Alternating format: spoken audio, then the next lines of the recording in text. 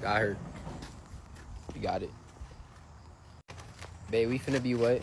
We're gonna be whipping around. Everywhere.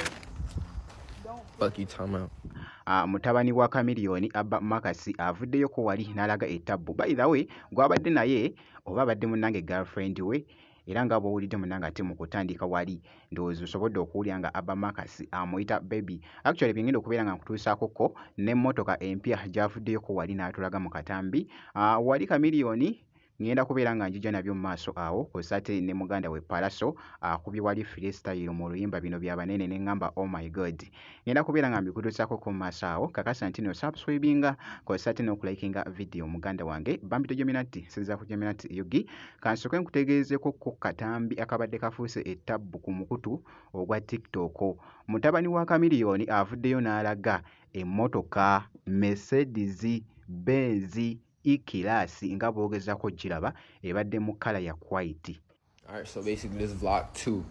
Basically about a week ago, I shipped a car and it's supposed to get delivered today. Alright, so we're not gonna tell them what car it is till it gets here. Yeah. Oh. Huh? Y'all gonna be ready. We are currently outside. These niggas were supposed to deliver the car way earlier, and I'm not trying to wait, so we came to them. Well, like to a meeting spot, so. Oh, it's actually right here. Right there. Bro, what do you know? The car just put up on us as I was making a TikTok. Got her. You got it.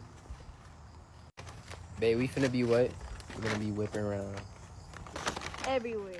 Bw'atyo nno mutabani wa Chameleone engeri gy'ali munanga ate mu kweyagalamu eri emitala w'amayanja. Jjukira nti nno ali wali munanga ate mu America nga bw'ogezaako okulaba bibadde byogeza abamu obwama esayidi nti ate naye munanga ate girlfriend gw'abadde alaze mu katambi actually si muddugavu muzungu ku sayidi y'emu ne mutabani wa Bobi Wine jjukira nti nno naye muzungu. Kakati nno bibadde byogeza abamu obwama awo nti abaana nga balaze ettabbu esayidi naye nno byebyo munnanga ate biri mu kutambula esayidi eyo sigenda kubeera nga ntwawoko kankwongereyoko wali Chameleone avuddeyoko wali mu katambi alaze wali ettabbu abadde ayambadde. Jjukira nti nno mwana mulenzi ono abaddeko ko n'omukolo gw'abadde agendako abadde ayambadde white. Oh my god, bambi abadde anyumye mwana mulenzi munnanga ate Chameleone nga boogezako okulaba akatambi ako kabadde kafuuse ettabbu ku mukutu ogwa TikTok.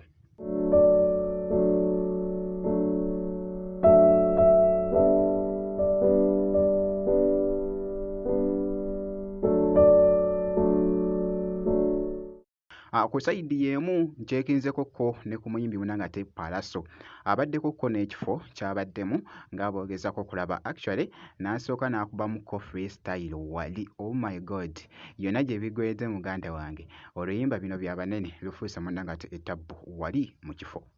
Mazuru kamba we whisky ne wala jimbikatike kuwe chuzeni na antidote fukamiro wone kaloro wachiri kwa momu zatu wobuye zedini tono kani na momu zieti kula alama mutu sebino wozo muku wakanya biagana kila koko wakarunga biwo mewange ya kasamu usonga mugabefa mafina onge mizimu ate wafuna kada genene munjimu ave mukurasise chemo mama bino yabachi Twala, let me together. Go mutima we go twala papa. Udira.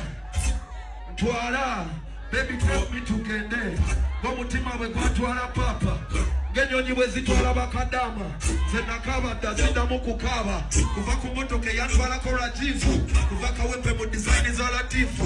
Bakasirie kwanga tana genda kulivu. Febwano bwabera ngawo busirifu. Za wafe jemva. Gomotaba muchero limva. Tosobola kunona sente wafe jemva. Nabakugabo veka tonda bakulimba. Mupango wa stadi bino bibadde biti nga yakavaayo ko wali. Actually abadde yakavaayo kaawo n'afulumya oluyimba move on era nga ndabyeko ko wali nga balukolamu nnyo challenge. Ebyo byompima nonzirakeyo mu bantu newenyumya Move on mwana mulenzi munange ate Palaso era ng'abaddeko ko munange ate n'ekifo ekimu ng'ali mu kutambulamukko oba ng'abadde ng'akirinzeemu abaddeko ko n'ekifo munnange wali nga bw'ogezaako okulaba ng'ayambadde kye bayita munnange ate wali ebyambalo nga bw'ogeza ku munnange ate okulaba mu katambi bwe nti nno munnange ate bwe nkoze kakasa nti no subscribinga kozesa ate n'okulayikinga vidiyo nzikiriza ngenda kubeera nga nkomawo ko mu maaso awo n'ebirala.